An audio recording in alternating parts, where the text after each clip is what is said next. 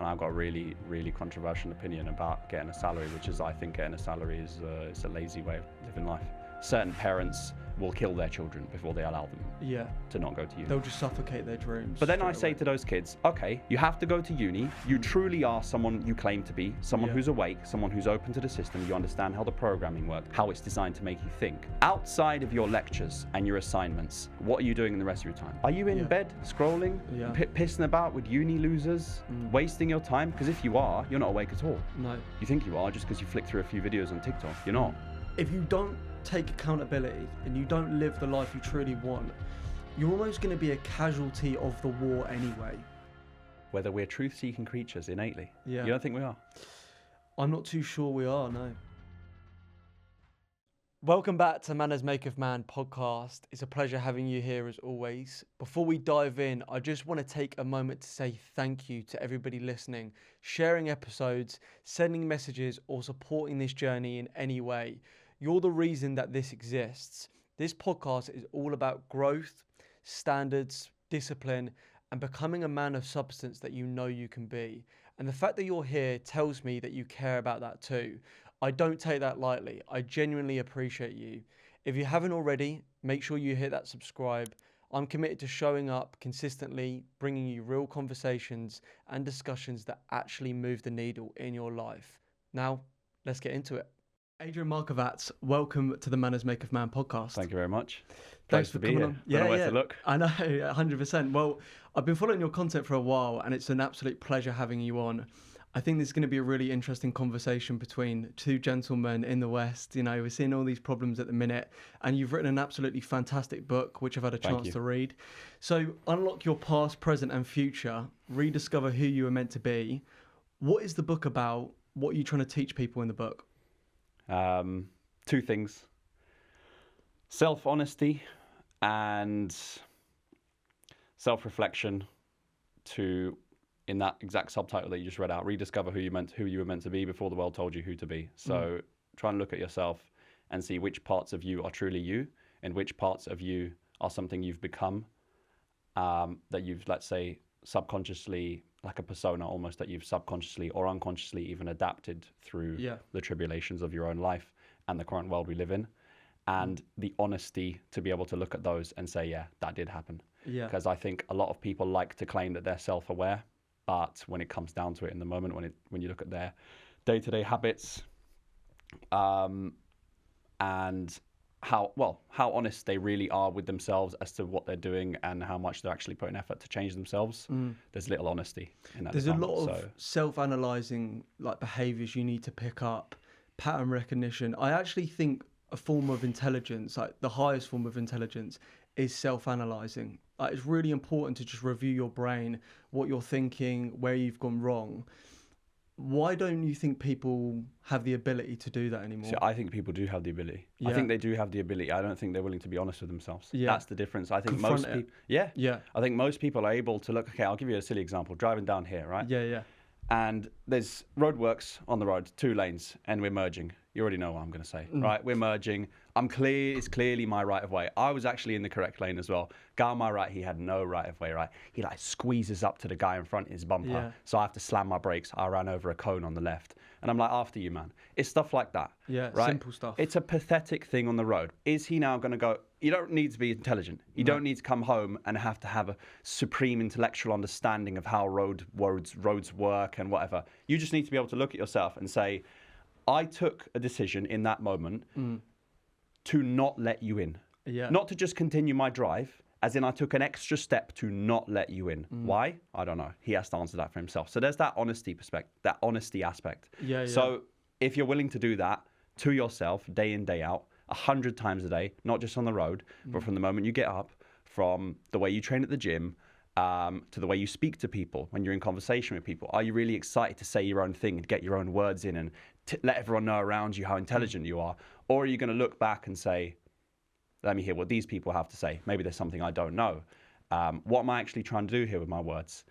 And it's stuff like that. And it's an insane concept to tell someone who's never analyzed themselves first. So the obvious thing to jump to is, well, some people don't have the intelligence to do this. But the way I look at it is if you start asking yourself 1 or 2 questions a day and you never let go, you ask yourself 5 questions a day next week. Next thing you know, you become a lunatic like me. You ask yourself 300 questions a day, day in, day out. And it's just, it's a way of life. So for me, it's not an intelligence. It's a truth-seeking thing, right? You have to be prepared to tell the truth with yourself and to other people, right? Yeah. And that lifts the standards in society as well. 100%. Yeah. It's honesty with yourself, and it's willingness to put aside your own emotion, because we'd all prefer to, metaphorically, to squeeze people out on the road all the time. Yeah. We would all prefer that. It pleases our emotions. It's nicer. It feels better. We feel bigger, especially if you're a man. Self-interest as right? well. Yeah. Especially if you're a man. I'm the bigger guy. I've got the nicer car. Get the back. I'm the big man over here. 100%. Metaphorically, right? Yeah, 100%. So to be able to recognize that, that's what I consider emotional intelligence. Recognize that, be like, I'm not going to do that. That's irrational here. The rational thing is to let the guy in, because he's not trying to confront. I wasn't even looking at him. But also, you're working in society, right? You're a good member of society 100%. by doing that. Yeah. What goes around comes around. Do you think most minds are actually ready to be unplugged, or do you think most people are like comfortable with the illusion? I would ask, what do you mean by ready? Again, I would put it down to willingness. Willingness, yeah. I think people are ready. Yeah. I think we have an innate readiness. I think children are ready from the moment they're born. It's just whether they're willing to. How deep down are you in the cyclical lifestyle of never being honest with yourself, never willing to uproot anything about yourself? And if you do that for 20, 30, 40, 50, 60 plus years on end without ever once trying to uproot something, it's like you're probably very, very unready. Yeah. Right? But someone else who's maybe... I always say you start small. So I don't know if you remember in chapter 7, I talk about that abyss and the small habits and all that. No one's telling you to become a supreme David Goggins self-improvement gym lunatic tomorrow. Do your bed tomorrow if you don't do your bed on a regular basis. Simple habits first. Right. Yeah. The little wins. Build some reputation about yourself that you can do something, and work off the back of that. So if we're talking about illusions and stuff, the problem is you bring that into the equation with everything we have in the modern world at the moment, and that's just infinite distractions, infinite opportunities to not do maybe what you otherwise would be forced to do. Yeah. We've lost that necessity. You don't have to cook anymore. You can just order. You don't have to, I don't know. I'll give some stupid But what example. you're saying is it's the comfort at the forefront of our decision making. The opportunity to take the comfort. But we have the most amount of opportunity now, I believe, but also the most amount of distractions. Yeah. Yeah. How do you get out of that distraction, like programming?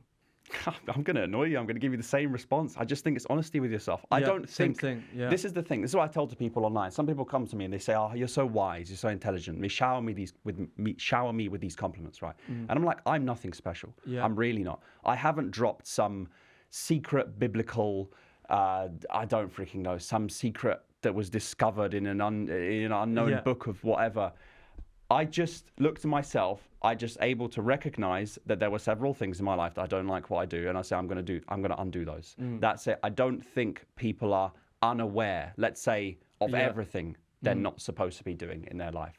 So there just has to be that willingness at the core. There has that moment when the alcohol is in front of you and you've got a choice. In that very second, am I going to have another drink? Am I going to put this one aside? Am I going to take another step in this direction? Am I going to go back in the direction, take a step in that direction? And you build off that. That's really what it comes down to for me. I do think there are stages of cultural programming. I believe that obviously we get thrown into the school system in the West and you get indoctrinated over them years in the school system. And then, I think their aim is to prolong the time that you spend listening to their information. And when you break out of that, you then get thrown into like a new matrix of, it's the 9 to 5. You get a flow of that 9 to 5 feeling of the income, I feel comfortable. And then, even if you look at breaking out of that and you do what me and you are doing, making money online, you can get thrown into another matrix of comparison as well. So I think it's recognizing where you're at, what somebody wants you to believe, deprogramming it all to know what you really want out of life. Right? Do you think people are consciously choosing their lives, or do you think it's mostly programming from the top down? That's an interesting question. I would say for the most part, people haven't chosen their lives. No. Because from the moment you're born, there's a majority of things you haven't chosen. You don't choose your parents, don't choose your siblings, you don't choose the classmates you end up amongst, you don't choose your teachers, you don't choose... you might even argue you don't even choose the things you're going to end up being passionate. I use that word very Sure. loosely in terms of the education system that you end up taking towards university. You don't choose any of that. So can I look at a 25-year-old and say that they are a victim to the system? 100%. But then we still end up back at that thing I said before, which is just, you just have choices as to whether you're willing to unravel that. I think the conditioning pain's and- got to be there enough for you to change. I think when you're at Well, the this bottom, is the, yeah, go on. No, I was just going to say, like, when you're at the bottom, I feel like you can really recognize what people want you to do. And I think it can galvanize you into taking action because you haven't got a lot. And I think it's the same at the top, right? When you're at the top, you can also see how the system's operating. People cheating, people stealing, right? You're at the bottom, homeless people stealing stuff off you, or a knife attack, whatever. Right. When you're in the middle, it's really dangerous because you've always got food in the fridge. Your mum and dad are always there for you. And you can get stuck in this like chasm of complacency, and like you don't really know where you're at. You don't really know who you are. So I think, it starts with pain.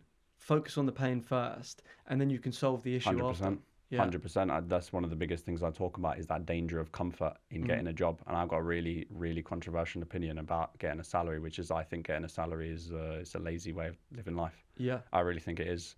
I can even let you into a sort of personal collapse of mine, where I found myself in this cognitive dissonance of being tempted to get a job.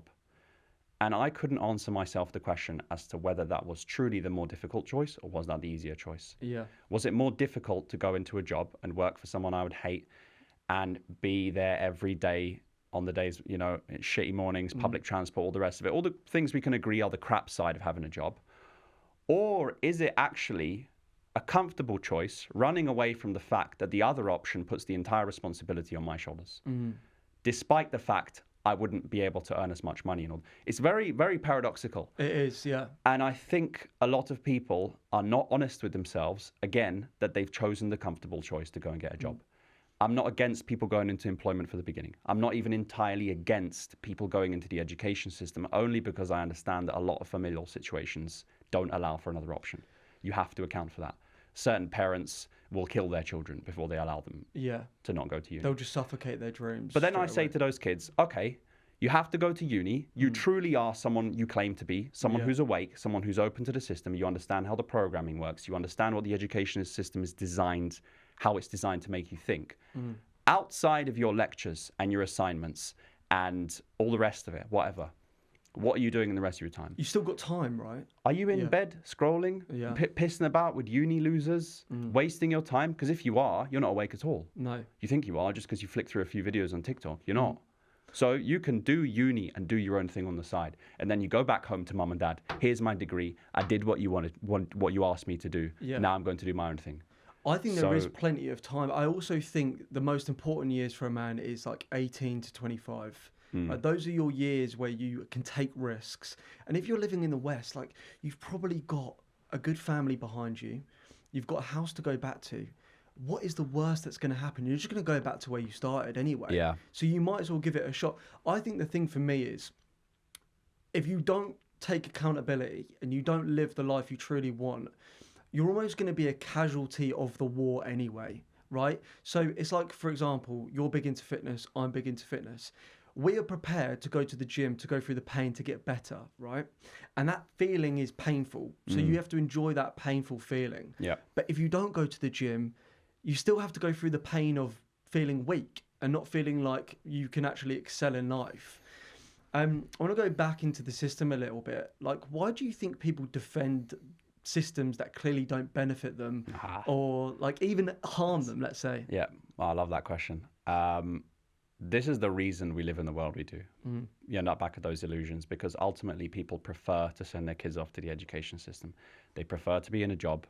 And hold that thought, and I'll give you a little side note, which is that the paradoxical point about the current world we live in, which is exclusive to the current world, I'm talking the last 10 years, is that phones, social media, technology, AI, comfort, fast food delivery services, hyper-consumerism, Temu, Shein, all of these things have distracted us so much, not just on a day-to-day basis where we can look there and we don't have to look there, but it's actually re-established, I would say, globally, what we consider true purpose.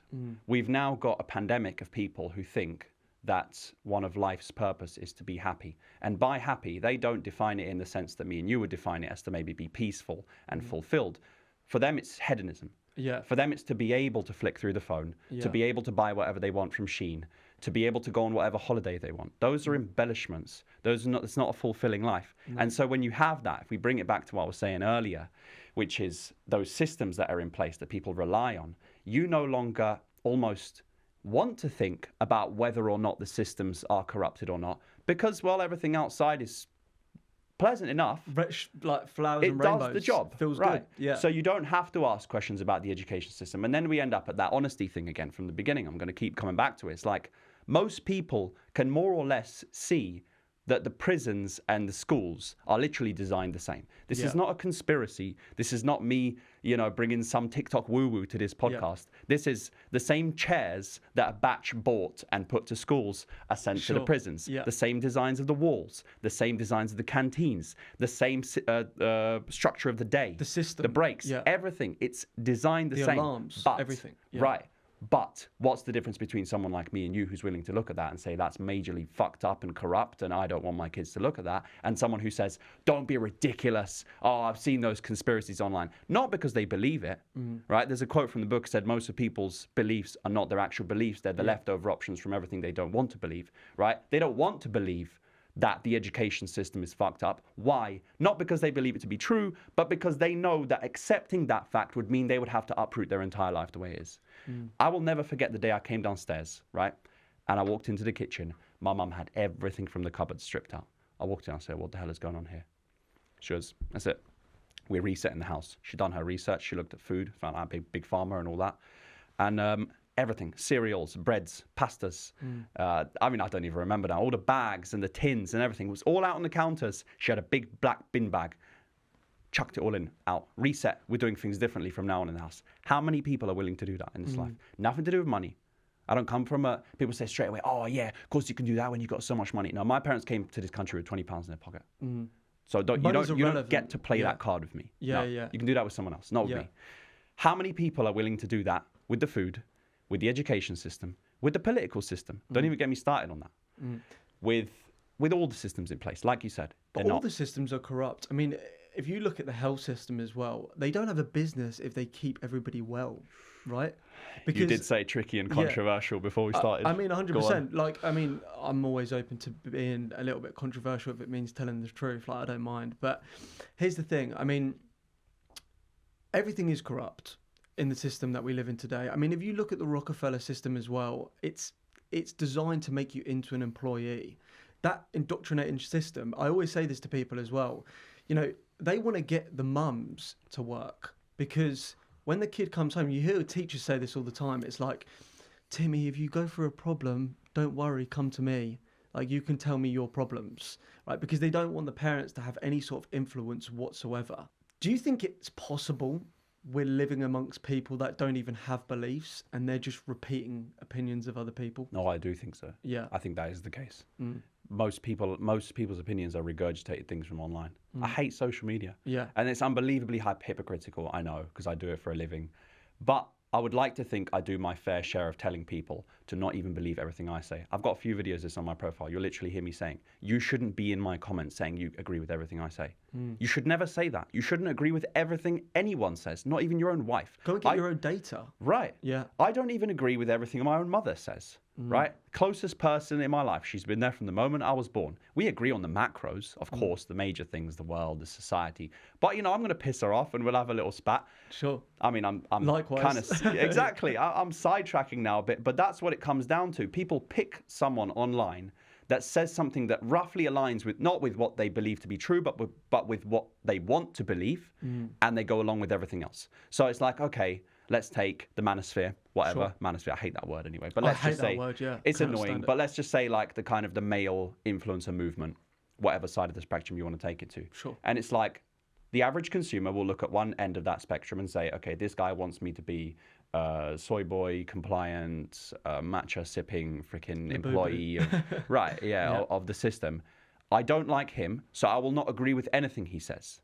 That's not smart. No. I don't agree with most things that person will say. That's not a smart way to go about life. Equally, flip it to the other side of the spectrum. This guy wants me to be strong. He wants me to be in the gym every day. He wants me to build my business. He wants me to be family oriented, blah, blah. Now, because I like that, probably according to whatever values I have or have been brought up with, I'm going to now agree with everything else he says. Also not smart. No. Because he can come out and say the sky's orange.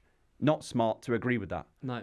You can't think like that. And that's what's happening online. People are picking people where at whatever sort of corner of social media they find, pick a few opinions that suit them for whatever reason and go along with everything else they say. And they hold on to them with dear life as well. And they repeat it. They come here, they go to family dinners, and they repeat those opinions, and that's them. It's not them. I think it's also algorithm based as well. For me, I mean, if you look at the modern day woman's Instagram algorithm, it's so toxic and terrible to the point where they're being fed this narrative of your boyfriend needs £1 million at 22 years old, unrealistic. He needs to be this. And they get fed it over and over and over again. And then they start to believe it. And then they start to believe that they're really special, right? And the problem with me, I really dislike this narcissistic culture we're creating with social media. I cannot stand it because there's no contribution to society when you're only thinking about yourself. And people are like, why am I so depressed? Like, I can't really figure it out. It's because you're thinking about yourself all the time. Think about other people. How do you make them feel? What impact are you having on other people's lives? And, you know, when you do, like, look out away from yourself, right, you realize that everybody has flaws. Nobody's 100%. perfect. We've all got different things going on. A question I have for you is, do you think modern society is shaped more by emotional narratives or logical arguments? Emotions definitely dominated the scene for many years. Now we're in a phase of logic trying to come back, except we are and will now for a long time see logic being massively villainized until it's re-established as the norm. That takes time. Take a fat person, emotion will tell them they can eat more. Logical person who comes along and tells them they're fat because they're unhealthy, because they will die sooner, will be the enemy for now. But eventually, whether she dies or he, that fat person, or ends up fixing their life, they will eventually rediscover the truth. Yeah. So until then, logic will be scrutinized and emotion will be preferred. But I would say that there's a flip in the pendulum currently. Do you think the pendulum is starting to swing? It is, yeah. I definitely think we're seeing a bit of an overcorrection as well. So if you imagine a pendulum and we've got the problem is down here, you won't fix that problem by putting the ball in the middle. Sure. You got to put it on the other side to be able to bring it back. And then you got people like me and you, I would say like the gentlemen who aren't the hardcore 100 wives sleep with whatever thing female that walks, right? Somewhere in the middle, we prevent it from going all the way. Yeah. You need a bit of everyone. This is what I believe. I'm working with somebody at the minute, and part of our marketing is called the better pill, not the red pill, not the black pill, but it's like the better pill, right? Of getting it right. And for us, like, I've worked with 2 different creators that get thousands of men in like weeks join these communities. And we've got really a lot of men out there in the West right now who are being disenfranchised. And I think when I see that data, I do think the pendulum is starting to swing. But it's about getting it right and making sure that the next stage of whatever we're going into is healthy. And I think with this conversation, the thing that really bugs me about society at the minute is you can't talk about masculinity and helping men move in the right direction without bringing women down in people's minds. And I'm like, it's not about that. It's like we're working simpatico with each other. We want the men to be good so the women can be good as well. Exactly. And we want female role models to come out and teach women how to be women properly, bring back femininity, and, you know, raising a family is a beautiful thing. You have to like look at it from a lens, right? Look at it from another angle and say, what does this person want me to believe? Where do they want me to go? And purely the narrative right now is to split up that family unit as much as possible. And, you know, it's scary. I even saw some stats the other day of these big banks.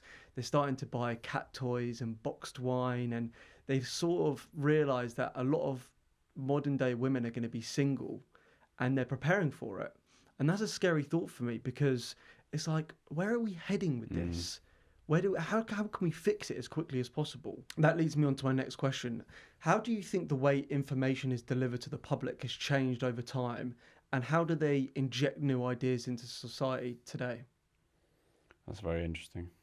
When you say they, that allows me to be a bit more specific in my response. What do you mean by they? They inject, and I'm not trying to like pin you down to say a certain thing. I genuinely don't understand. Are you referring to systems in place? Are you referring to parental advice? Are you referring to government? Like, it sort of depends. From the top down on who's controlling the government. Okay. Because I don't think it is the government moving the needle. Like, no, okay. I don't believe the politicians in power are actually making any decisions. Right. I don't believe that at all. No, I mean, me they may be neither. making some decisions, of course, but they are being No, I'll be pushed blunt with you, man. I just didn't know how sort of deep down the rabbit hole you wanted me to go, but you're on the full thing. Okay, there's definitely an agenda to break down the family unit. There's no doubt about that. We can take it all the way back to feminism back in the day, which was not for the empowerment of women, as much as there maybe have been some beneficial side effects, whatever. Let's say certain women were not allowed to do something. I don't know the details, but that wasn't the true agenda at the core of it. That's why I tell people it was to get women to pay tax, it was to get the mothers out of the home, and it was ultimately to make sure that the kids are not being taught by their parents that they're watching broken relationships their whole life, so they go and replicate themselves when they grow up. And it was to make sure that the kids are being brought up by the governments. So that's at the core of it. Now, how information is being delivered to the public, to answer your question, I think it's always been from the top. Yeah. And it just adapts with how we evolve as a society. I would say social media is the prime way now. So we can talk about bot farms. I don't think the majority of the content that you see, comments, posts online is real. I don't think real people are behind those screens. Yeah. I think AI is way, way, way more advanced than the public has access to. I'm so glad you said that. Yeah. Yeah. You know, I don't buy a single thing. I don't buy any of this that, this advancement in ChatGPT's latest whatever on. I don't know. Maybe I'll be considered a conspiracy theorist. People love to pin the, where's your source at me? I'm like, well, I don't have a source for anything really, generally anyway. I just use my own intuition. And I've been pretty right since about 10 years ago anyway with a lot of things. So there's your source. Yeah. But anyway, so yeah, I would say social media now pretty much dictates what the majority of people think.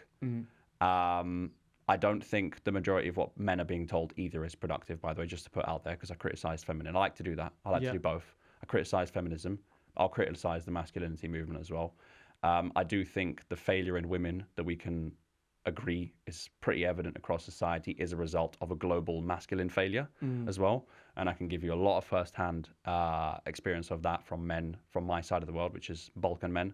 It's because we're natural leaders, right? It trickles down, I think. Yeah, 100%. That's what it is. What we dictate is what will follow, right? So if you dictate failure and weakness and alcoholism and you're never home, and when you do come home, you're swearing at your wife and you're beating her and all the rest of it. I'm giving extreme examples now, but I'll give you loads of those from my experience, from where I come from.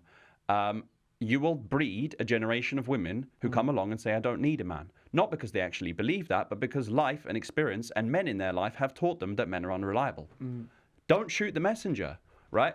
So I see that and I'm like, I still come along and I still tell them your modern feminism's bullshit. It's not there for you. It's slavery, it's bondage. That's what it is. I'm not your enemy. Yeah. I'm trying to enlighten you to the fact that you've both been programmed. The men have been told that going out and doing whatever the bloody hell you want is empower. Actually, you've both been told that it's empowerment. Yeah.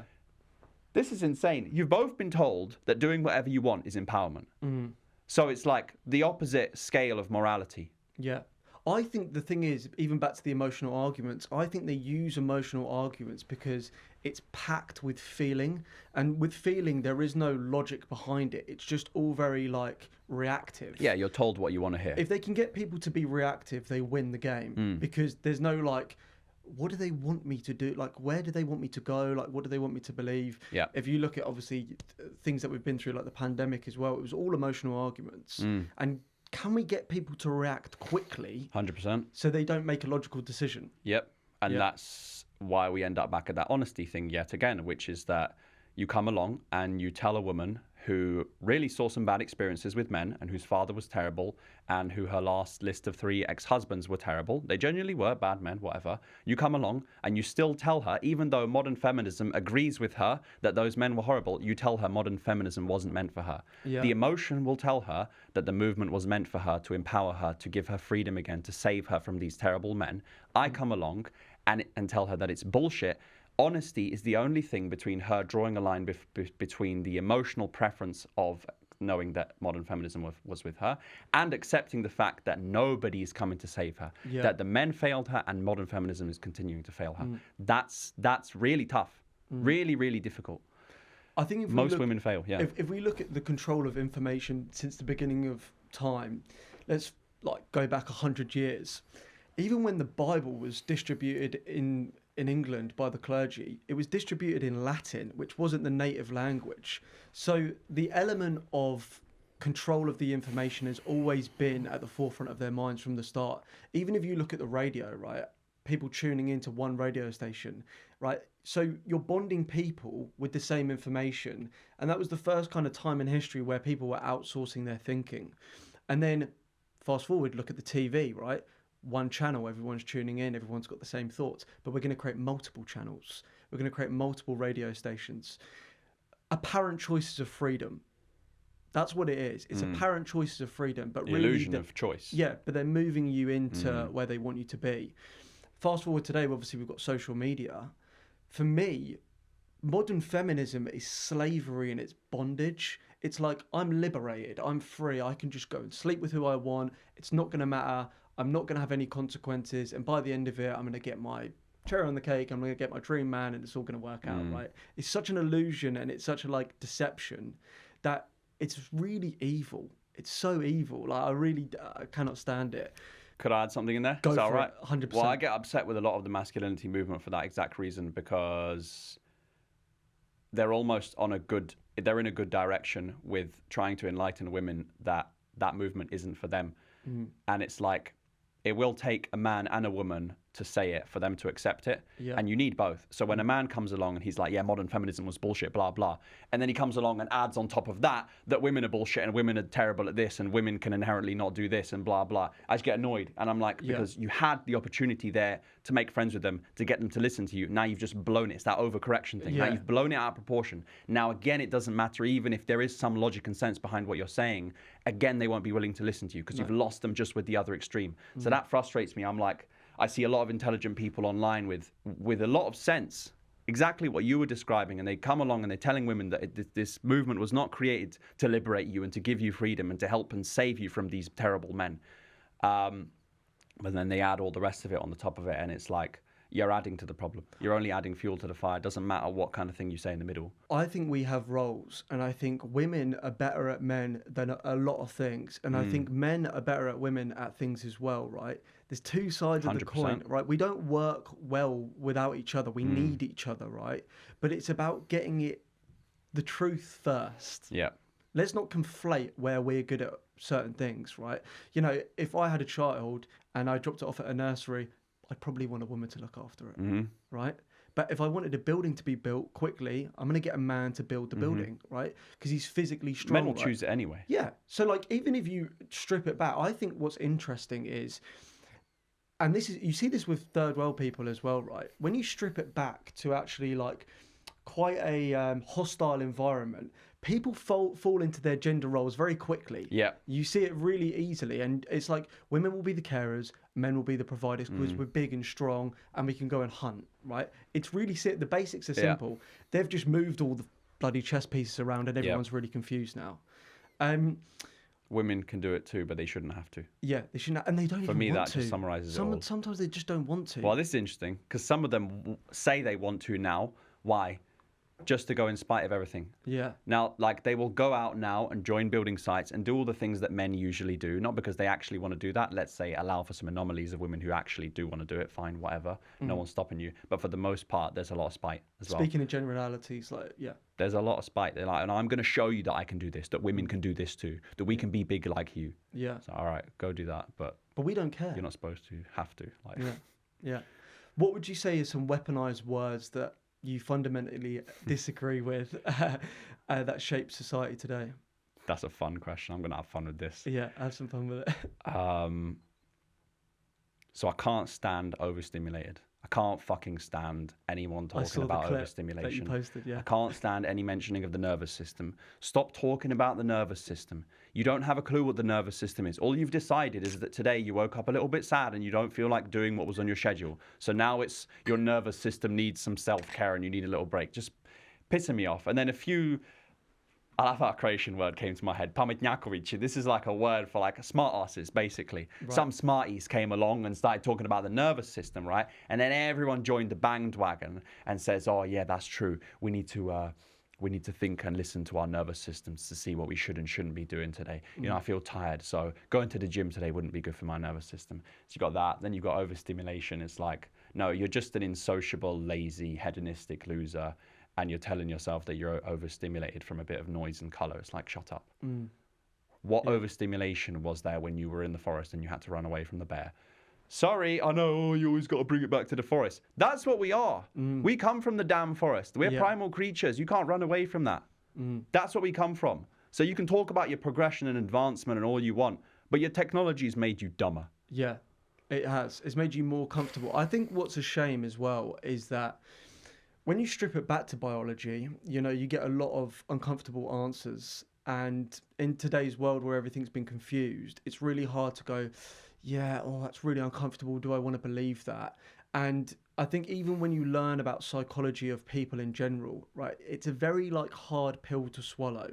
And you need to have the gumption to just go, yeah, okay, this is what it is. But I don't let it control me. It's just information. I do think there are other factors that come into play, though. I think the food is a massive thing. Yeah. The food, the Estrogen, water, the medication. And it's like, when you look at the psychology of people, and we can talk about conditioning and programming and all the rest of it, but when it comes down to that moment, the one that you've just described, where you either accept the truth or you deny it, it isn't just whether you're going to accept it. It's like where you are hormonally. What you've freaking eaten for the last 48 hours, how much processed shit, how much sugar is going on in your blood. I mean, you can't run away from. I'm all, by the way, for stoicism. I'm all for gritting your teeth and just doing it anyway. I'm not saying that just because you had a chocolate bar, you're allowed to slack. It's not what I'm saying. But you can't deny it as an influential factor, right? So if your blood is flooded with sugar, if you're not hydrated, if you're fat, if you've got, you know, thick blood going around your body and the oxygen's not coming to your brain, you're going to be denying things harder. We can talk about testosterone in men, estrogen, all the rest of it, and then women's hormones. We can talk about the birth pill. We can talk about all of that into one big picture of how well someone's body is actually functioning at the core. Yeah. You will have someone who's healthier and you will have someone who's less healthy. The healthier person will be more likely to make those steps in acceptance from a psychological perspective. And as much as someone is psychologically trying to accept the truth, they are still pushing a boulder up a hill somewhat if they're filling their body with shit 24/7. So you can't ignore, and there is a reason that they're attacking us from all angles like that. Because if it were just psychology, they wouldn't bother. They would feed us with healthy food all the time. I think they load the argument and they load the consumerism and they load the distractions to make the argument difficult to discuss. I think they throw so many different letters in. If you look at LGBTQ+, PlayStation, X5, you know, you see Castillo talk about it. They load the argument, so then when you have a discussion about it, it's really difficult to then go, but what happens if they feel that way, and what happens if, and then it's like the butterfly effect, and then the chain of events go on, and things shift in different directions. Why do you think people take disagreements as a personal attack rather than an opportunity to refine how they think? Because they build their identities around their preferences. So whatever the situation might be where you've thrown something at them, they're not even arguing about that specific thing. They're not defending that specific thing. They're defending everything that's behind that. The lifestyle they don't want to uproot, the habits that they've learned to enjoy, the people that keep them comfortable, the job that doesn't serve as a dream job, but as a way to not have to build a business, because building a business comes with a shit ton of work. Yeah. So it's everything underneath that ultimately gets protected. And it brings me back to a quote from Carl Jung. I don't know if you've heard it. Carl Jung, yeah. Yep. He says, I'm gonna butcher it now. I thought I had it and I've just lost it. It goes, everything unconscious, until you bring the unconscious to your conscious, it will lead your life and you will call it fate, right? So I always bring the fat person. It's like the best example. If you were to have a go at me about what I eat, and you were genuinely like sort of interested in my health at the core, genuinely, right? Because people's intentions can always vary. So let's say you had a genuine, pure interest at heart, and you were telling me that I need to fix what I eat because I'm overweight, etc. I will defend myself, my eating habits, with the unconscious mind, defending everything I know is behind my eating habits, the emotional runaways, what snacks serve as me in my day-to-day life. So when I'm upset with everything else I have going on in my life, and I go to have some snacks, or I go to, I don't freaking know, eat some sugary shit. I don't know, right? Yeah. And your unconscious mind stores all of that. Your conscious mind will just say no. It will come up with some kind of projection as to why you're wrong and why I can't and all the rest of it, genetics and all that crap. But in my unconscious mind, it's all that stuff. Yeah. It's the fact that I don't want to uproot my life. And that's what the phrase about Carl Jung means. And this is why people prefer to just deflect, reject everything and defend themselves, not because it's the actual food, but it's because what the food allows them underneath in that example. So I also think, like, even when I do business with people, I only do business with people that are like in physically great shape, because it shows control, that you're controlling the consumption of what you're eating. I think even if we go back to like the biological standpoint of when you wake up in the morning, what is the first thought? Not your thought, your subconscious thought that comes to your head. Like, what is it? It's probably, how can I survive this 24 hours? So it's, am I dressed for the cold weather that could be outside? Like, all those details, when you strip it back, we're survival creatures. And I think us humans, we're not really truth-seeking animals in many ways. You know, if you're in a community, in a tribe back in the day, and you go along to get along, you can reproduce, you can be a part of that community. But if you're the village truth teller, you might get clubbed to death in the middle of the night because you're upsetting the apple cart. So that's interesting. Yeah. I don't know if I agree or disagree with that. It's just a very, very bold take, whether we're truth-seeking creatures innately. Yeah. You don't think we are? I'm not too sure we are, no. I know we've got good and evil inside us. I think suppose you end up at God very quickly in this discussion. You need truth to evolve. I do think we're creatures that want to evolve. You need truth to survive. To survive as well. But like, are we really truth-seeking animals within a community and a tribe? Because that's the question you've got to ask yourself. Even if you look at the modern day setup, right? You've got a mum and a dad and they may have 3 children. Even that's a lie. You know, children used to be brought up by a tribe of people, right? Do you not think we dictate our own culture, though? We dictate our own culture, and I think we've been modernized too much. But do you not think we're still primal creatures, tribal creatures of the core? Yeah, I do. But so do you not think truth dictates that? I'm going to gently challenge this. This is interesting. I don't believe so, because I think it's back to that comfort thing again, right? If you've all got a system to follow. Right, you've got to remember, we're being dictated by other human beings. They're not that smart. They're no smarter than me and you. They may have just read the playbook a little bit more than we have. So I think they're the ones that are controlling where we're heading, and people are falling victim to it. And this is the thing, like, I've gone full Matrix here, but even if you look at the film The Matrix, like, the unplugging of it is they leave pockets for you to escape, people like me and you. Because if we didn't escape, there'd be an uprising, because we would be like, why can't I get... See, that's interesting. But there you go. So there would be an uprising. So I don't disagree with anything you're saying, but I do think that truth lies at the core of us. Yeah. I think we're so bombarded with fallacies and lies all the time, and we're given those little pockets of fake truths to think we are living the truth. I agree with that. But I do think at the core, the body tells us whether we are in a direction of truth or not. Yeah. I think if we take it back to the caves and the forests, you look at something as simple as a bear coming around the corner and you survive as to whether you tell yourself it's true that the bear is there or not. Is that not frequency and energy?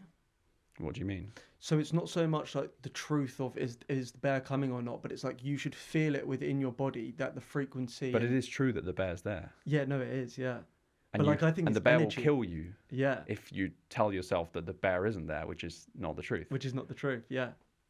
I get what you mean. I think it's a good point. I agree. Well, see, look, I understand what you're saying, and there's a lot of this gets philosophical very, very fast, and I'm not sure how deep I wanted to go in that, just to not bore you with monologues. No, that's all right. But there's like infinite debates about whether we radically deny truth and freedom at the core of what we are, and I do think it's true. Yeah. We bring it back to the thing about what we discussed about why people prefer systems in place. But I still believe that people suffer the consequences of those systems, despite the fact they would rather run from the truth and take those and be a part of those systems. They still suffer the consequences of it. You feel worse. You feel worse. You will be a worse member of family. Yeah. You will be a worse friend. You will be more psychologically volatile. There will be consequence of it. So there is truth at the core that the systems are wrong. Whether you know it is a different question. But I think everything we're seeing in real time across the world now is a desperate desire to come to the truth, despite the fact people are still getting it miserably wrong. Yeah. So, what's your like intuition, pattern recognition framework that you use to kind of spot that? how do you mean? Like, how do you look at a problem in society and go, that is the truth? Like, how do you determine the truth? That's very interesting. I suppose I can give you some personal values, which are more anecdotal and therefore less valid for the most of humanity. So I'll give you some things that are data proven, which is health. I can look at a healthier person, someone who's got brighter skin, seems happier, is more willing to uproot emotional biases, is more interested in living longer, being more connected to nature. If I observe patterns amongst people who generally veer towards that direction, I can see that they principally agree on most of the other things as well, because we're roughly aligned in that direction. It's like you want to be healthier, you want to have, and then the personal side of it is the family, right? So I try not to like use my own beliefs in arguments, but if you really had to push me to, I would say that we should all aim for a better family. So you can argue that that's just my belief and that not everyone has to do that, fine, whatever. But I think someone who's got a better family, they're a better husband or wife, they're a better parent, children are going to go on to do better things, whatever that means, whether they become businessmen or whether they become great family, whatever. And someone who's more in charge of what they're shoving into their body. And I mean that from the full extent of the spectrum. We're talking about the creams, the makeup, the lifestyle, the exercise, the air that you're willing to breathe in. Some people are willing to sacrifice that. They'd rather live for the LA lifestyle and breathe in pollution. I'd rather be in a village. So it's just stuff like that. You speak about modern day success in the book. Now, I kind of tie that into a little bit of like keeping up with the Joneses. We're chasing materialistic items. Why is that a lie? Or even a better way of putting it, like, why do people feel like that is success? Modern day success is another one of those overcorrections we discussed. So we had generations of people just giving away their entire lives to employment, slaving away at a company they hate, all dying of, I mean, how many people are dying of cancer in the age 50, 60? No one's asking any questions. Okay, so there's just like cyclical failure from every perspective, from every lens you want to look at it. Now, everyone's gone, nope, we don't want any of that. I don't want to know about it. I don't want to be poor. I don't want to have to go to your regular hospitals. I don't want to have mainstream medicine. I want everything. I want the best. I want the shiniest pillars. I want the shiniest cars. I want the best looking women. I want the most money. I want the biggest business. I want to own the biggest buildings. I want to have the best private jet. It's overcorrection. It's like, because I don't want to know about any of that. And you tie that in with social media, which is a catalyst for anything that's appealing to the masses. Emotion again. So someone who's been through that, maybe watch their parents. I say that because I'm imagining that story I've told you over there. The illness and the enslavement and the job and the employment and all the rest of it. They say, I don't want any of that. So everything that's not that is emotionally appealing to me, and I will go to the furthest extremity of that. And then you take social media, like I said, and it becomes a catalyst, and they shove all the private jets in your face. They shove the most popular dudes online who say the craziest stuff, who have the most money, the most women. They can have anything as soon as they want it. They can make a phone call. They'll have a new Ferrari outside, and it's just drunkenness on the other side of the apex. Yeah. That's all it is to me. And that's not success. I think what's interesting about social media, and I've really tried to analyze my own thoughts on how I feel about it. Being 23, I believe that when I first got a phone, I must have been year 8 to like 14, 15 maybe. And comparison is obviously at the forefront. If you look at Instagram, people posting flashy stuff and flashy items. And we do it to compete against each other. Yeah. We do it for people that we don't even know exist, don't even care about us. And I was also looking at it from a productive perspective of what emotion am I feeling here? And sometimes when you look at somebody who's got more than you, envy comes to the top of it. But envy can be quite a productive emotion in a way, because it's like, if you know that you want something that they've got and you're prepared to go through the hard times. Like, here's the saying, it's like, no one wants to know how you got it. They just want what you have. So they're not prepared to go through the hard time. That's where the lesson is. If you see somebody who's got what you want, ask yourself the question, how did they get it? Plan those steps forward, and then you can execute. You can do them daily wins, like we said, to actually go and get it. But then obviously on the flip side of that, social media has a lot of negatives. What would you say has shifted within the human mind with social media? What's been the change in the way we live our lives? Well, you just said that people are looking at that equation and wondering how they got it. I don't think that's true. I think I think the more important question to ask is why they got it. Why they got it. That's more important. Really? Yeah. Why they got it. What does getting that get you? What does having that car bring you? Is it truly so that it can bring you locational freedom and help your family? Maybe be a safer car to drive around? Or is it to look cool? Is it to impress people you don't give a shit about? Is it because it brings you views online that you turn into money to catalyze the same problem? What's at the forefront of that for you? Why For do me, you think personally? Yeah, like, why do you think people go after these flashy cars and lifestyle? Like, Because most people have come from nothing.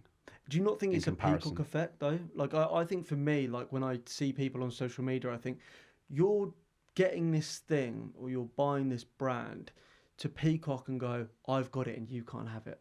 When you give someone nothing, then everything is just appealing to them. They don't know why they're going for it. They just So that's not me saying that everyone's come from terrible poverty and from third world countries. It's very metaphorical. But for a child even born in the West, let's say, who's maybe had divorced parents, that's bad enough, by the way. That's bad enough. Like, you're going to suffer the consequences of witnessing divorce. So even if we take a minor thing in the grand scheme of how bad trauma can get, that does things to your brain. And social media has become a window for all the kids who are allowed to go outside and play, and you have to watch them inside. And all it makes you want is to go out and play with them, no matter the consequences, just to say that you were there. And that's wholly metaphorical. So now it's like, everyone's got that. Everyone's going for that. People like what people like. That's another thing. Yeah. Everyone's going for that. Everyone's got that. So I'm going to do that too. It's more overcorrection. We've seen it a lot across society. And I do think we're just going to have to wait this period out. We do need the balancers. I would like to consider myself one of those. The balancers during that period. But a lot of people will have to go out. They will have to get mega rich. They will have to see that money is not the solution to their problems. I think we've got a huge responsibility. People like me and you, and if we're going to balance it all out, you know, I'm worried because I said this to somebody the other day. It's like, if our generation don't care about politics, who are we going to vote for? You know, who are we going to actually vote for? And I was thinking, I think it could be influencers. Who's got the most attention? I said this. Yeah. Who's dictating the attention? Who's getting the likes? Yeah. Tricky waters. Yeah. So I do think we could go down that route. Social media rewards stimulation, not responsibility. Yeah. Yeah. That's very dangerous. And so what if works? Like, extremity works. Yeah, 100%. It's like, even if you look at feminism, right? Women getting nude on social media, girls know that if I get more likes and I get more views, that I might get a high value man. So, which is bullshit, by the way. Which is crap. Yeah, it's just, that is rubbish, right? And I think at the forefront of that is attention. For women, attention is like a currency, right? How we make money, we can go to other men and say, I've got more money than you, like I'm doing better than you, blah, blah, blah, blah. With women, it's like, I'm getting more likes, so I'm more beautiful, so I'm more accepted. This is interesting because we end up back at that thing that you have to go and live that fallacy that you think is true to realize that it's not true. Yeah. You need to wrap your car around a tree to know not to drive quick again. Exactly. So attention, a man who is into you because you've got attention online is bad news. You haven't won. You've lost really badly. Yeah. A man who's chosen you because you've got attention online, which I don't think is that common, but let's take an example that's more common, which is, let's say, a really good-looking woman who's a model and doesn't post on social media, but goes for you because you've got attention, you haven't won again. Again, you haven't won. It doesn't matter if you've got the business. Go for the girl that cares about you before you've got the business, without the money, when you're still in sandals, because she looked at your character, because she looked at you getting up at 6 a.m. and working freaking whatever, unpaid labor for months on end, trying to bring your thing up off the ground. Go for her. Yeah. She's the one that's going to stick with you, not the one that came on when your garden is blooming. To play devil's advocate for that, though, do you think that is really hard to find? Because I think a lot of people just want the shiny object at the end. Why do you think most modern relationships fail? For that, exactly what we just discussed. And this is why you've got a pandemic of people who prefer to be single at the moment. That's on the rise. Not a lot of people are talking about that. So what they've done is, let's say 2-3 years ago, they saw that status, money, attention wins. They tried that and realized it doesn't win. You end up with just crap, different version of crap people. Now everyone just prefer to be single because they can see that everyone's just a mess in their own way. I think it's been very confusing to see like the different narratives and the words that are being used at the minute and where we're actually heading. It's all quite confusing because even if you look at it from a male perspective of, you know, we had the red pill, we had all the manosphere rubbish, and you now look at looks maxing, for example, right? Oh. Okay, look at this topic. The guy OD'd. Yeah, it's crazy because it's almost like, why has it ever been that important for men to be really aesthetic, really good looking, like look within so much that they don't look at helping other people? And it's like we're going into a time now where men have given up with women and they're just competing against other men. It's very odd. It's very odd behavior. It doesn't make a lot of sense to me. Where do you think we could possibly end up with that? And what are your thoughts on the looks? I think we're seeing it in real time. I don't know how bad it can get and to what extremity it will go, but we're definitely seeing it in real time. Do you know about the mouse? They did a test. They put mice, I don't know, 100 mice. Do you know about it? I know about the theory, yeah. In a sort of a close proximity, I don't know how large it was. They gave them everything they need. They gave them food. They gave them little games, activities. They put an equal amount of men and women, male and female, mice, and they prospered for the beginning. They had children, they ate, they were well fed, they enjoyed themselves, they had energy, all the rest of it, all the signs were there, right? And then it got to a point where everyone got bored. They stopped mating. All the men ended up in one corner and all the females, I keep saying men and women, but it's what we're seeing across society. All the male mice ended up in one corner and all the female in the other corner. Don't know the rest of the story, what exactly happened, but I know the male mice started doing something amongst each other. That's what we're seeing. I just find it really, really pathetic.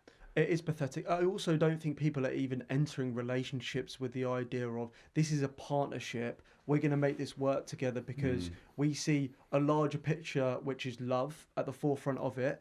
I love this person. They love me. Let's make each other better. It has to be selfless. People are entering these relationships now with the idea of, what do I get first? Right. What do I get out of this situation to make me better? And then even if we tie social media back into it, it's like people are entering relationships for vanity. Because like you just said, if somebody's entering a relationship purely based off the fact of likes and views and more status, that's still self-interest. Most relationships are self-serving at the moment. Yeah. Even if people aren't doing it for the social media side of things and vanity and likes and clicks, and even if it isn't for attention and status and all those things we've discussed, they're getting into it because they prefer to not do life alone. And it ends at that. It's like, I don't like my life. I don't like how my days look. Generally unhappy with myself. Maybe I'm overweight. Maybe I'm unhealthy. Maybe I don't like my job. Maybe I have a bad family situation at home. Whatever it is, I'm just going to go into a relationship and I'm going to enjoy the happy hormones that come with a fresh relationship and just distract myself with that. It's just another scrolling, another doom scrolling, another Netflix show, whatever it is, your own version of it in real life. And the pinnacle of happy hormonal influx is getting into a new relationship. It's a honeymoon phase, right? Yeah, 100%. You feel close with someone, you love that feeling that someone's in love with you, you can enjoy intimate time with them and all the rest of it. Wow. And then what happens? 6 months pass, honeymoon phase passes, you're on to the next person because you need a new influx of those hormones. That's the way most people are treating relationships these days. And that's why I tell people that it's dangerous to get into a relationship if you're depressed, not because I'm a horrible person who thinks depressed people aren't worthy of love, but because I understand that when you are in a depressive state, hormonally, you're not there. You will not be able to have the awareness and rationality inside yourself to be able to judge whether that person is actually compatible with you because you're getting them for hormonal self-service, right? Then you add everything else into the picture, the social media, the benefits of being in a relationship, how that makes, I mean, amongst men, you're like cooler if you have a partner. I never understood that, by the way. No. Well, even when I was in high school now, I'm just thinking back, it was like cool if you have a girlfriend. Yeah. And if you don't, you were like a loser. I never got it. I think just be prepared, like for any man listening to this, be prepared to wait it out until you feel ready. 100%. And like, just know yourself first. Like that alone period where you're like rebirthing yourself. I think I heard a story about the eagle where when the eagle's coming into its new phase of life, it has to peck its beak away. So it pecks its beak away and then it's rebirthed again and it can fly and go back about what it was doing before. But, you know, just spend some time alone, understand who you are. And when you have that frequency and you're at that level, the right person should come along. Yep, definitely. So in the book, Unlock Your Past, Present and Future, speaking about the past, how much of someone's future is dictated about how they interpret their past? That's a very interesting question. You can't quantify it. I can't give you a definitive answer to that. It definitely impacts your future. But people don't like when they say that. They'll say, well, that contradicts what you tell us in the book because you say my past doesn't matter and I can create the future that I want. It does impact you. But what I tell people is that you can use that past that impacted you to make your future better.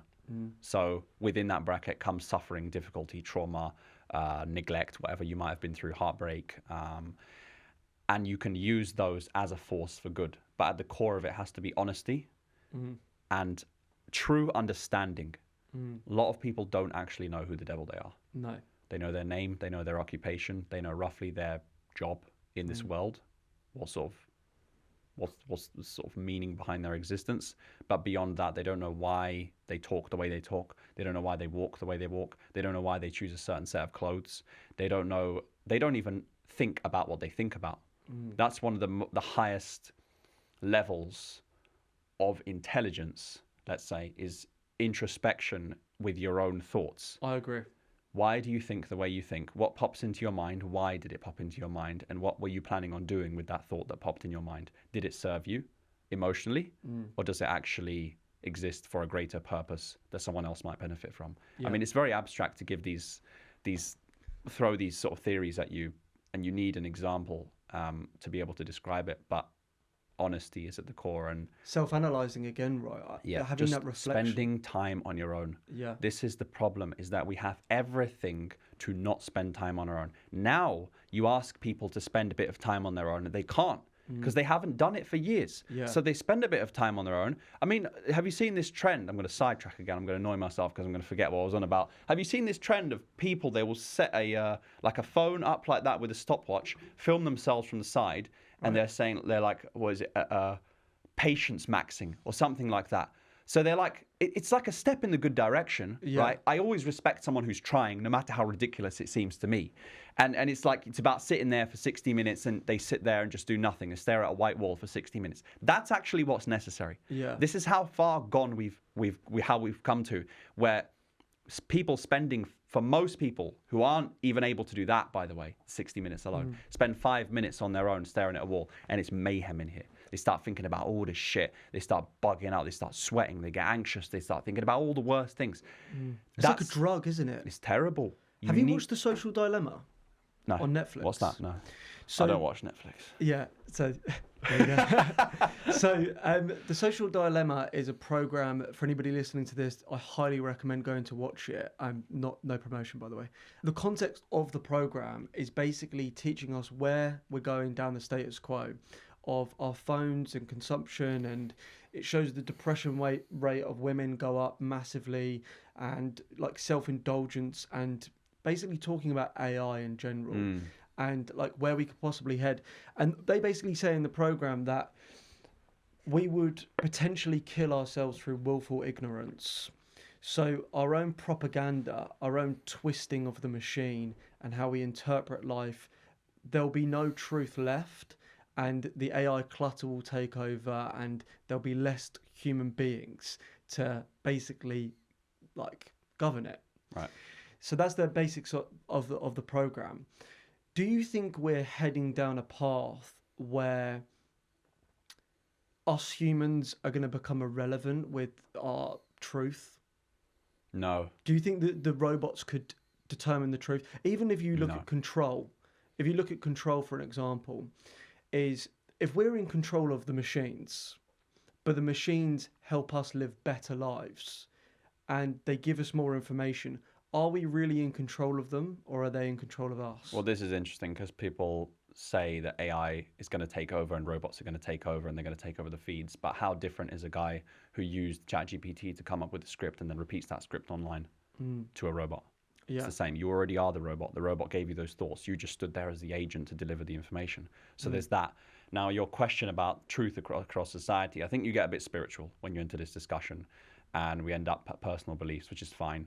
I'm not going to go down like the God and the consciousness route, but I do believe we have innate truth at the core. Yeah. Now, that aside, do I believe that we're headed in a direction of a global split of people who are so far gone and pushed in the direction of fallacies and running from the truth and everything artificial being preferred via AI, via technological multiplication and all the rest of it from people who refused, like us? Yes. Yes, I do think we'll go there. How many people will be between the two? Don't know. I don't think we'll notice it. I think what's interesting as well is that it becomes predictive, man. if you was to ask somebody this question, I'll just throw it out there. Yeah. Imagine if we lost 2 million people tomorrow in London. Do you think you'd notice it? And I say to people, probably not.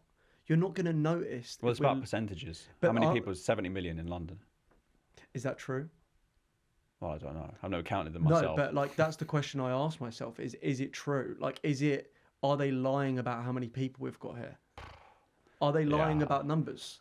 Possible, man. Yeah. At this point, it's possible. You're right. I suppose it just depends on the ratios. Then it's just like I said, you don't know how many people are going to be in those two groups. Is it going to be a 5 to 95 ratio, regardless of the total, or is it going to be a 50-50? If it's a 50-50, I imagine we wouldn't feel it. It'll be similar to what we're seeing now.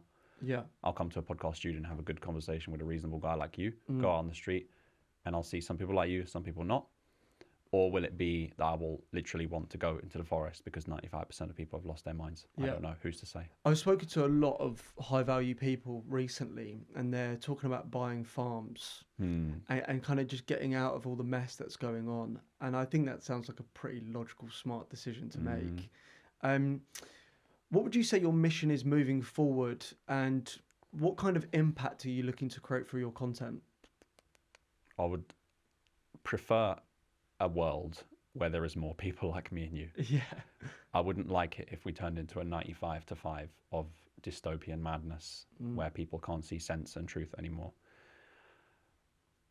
If I can contribute to that as much as possible, that feels like the war of today. As arrogant as that may sound, I'm not comparing myself to a soldier who went to the front lines. I mean it metaphorically. I don't believe we're going to get into any global conflicts anymore. I don't believe in that. I don't buy in the news as fear-mongering. I don't think people are going to be brought to the front lines anymore. I think war is of a different kind today. I do as well, yeah. So my reflection on myself is simply to do my duty for the life that I have, which is to be someone who's willing to stand for the truth no matter the consequences, within a reasonable boundary of understanding that my parents put me here and I'm not just going to throw my life away. Yeah. We do live in a world where if you say the wrong thing, you get assassinated. Yeah. Or put in prison. So pushing in that direction as much as possible, continuing to make content online so that people can see the truth. I mean, I've got so many people who said that they used to be like hardcore feminists, that they used to want to be alone, men who were depressed, suicidal, and all the rest of it. So for as long as I'm getting those messages and that response from people, I know I'm doing my job. And with that, on a personal level, I would love to be able to, despite the skeptics, I would love to be able to put together a happy family. Yeah. That live through it despite the craziness and the constant attack that we're under. That's what we're all after, right? I think at the end of the day, you know, there's a lot of skeptics as to whether it's possible. Yeah. That's why. What do you think about that? I think it's becoming increasingly harder to do what we want to do. Am I optimistic? 100%. I think you have to be. Yep. But I think in the current landscape and living in it, I had an interesting conversation with somebody, I won't name them, and who they're in relation to my family, but I was talking to him about opportunity and how much opportunity our generation has compared to their generation. And that's a really fulfilling thing. And I think even back to what I said about the control of information, we're in a time now with, you know, making money online where you can optimize making money from wherever you want in the world. And it's such an amazing thing. And you wouldn't want it to disappear. And it's a gold rush that you can get access to. But there's also negative sides to everything. There's always 100%. pluses and negatives. I think for me, I'm worried that if we go down this current status quo, that the birth rate's going to drop and it's going to be too late. I think that's where I'm worried the most, you know, and I see that in the West especially. Yeah. So, mate, honestly, it's been a pleasure having you on. Thank you for having me. In light of the podcast being called Manners Maketh Man, if you had to help a man watching this truly unplug from the system, what is one free thinking thought he could walk away with? I will bring it back to the thing I opened the podcast with, which is strive for honesty. Start off small, look in the mirror, spend time alone, and tell yourself that you are truly being honest with yourself from everything in your day. And just stay consistent. Perfect. That's a wrap. Thank you, brother. Cheers, brother.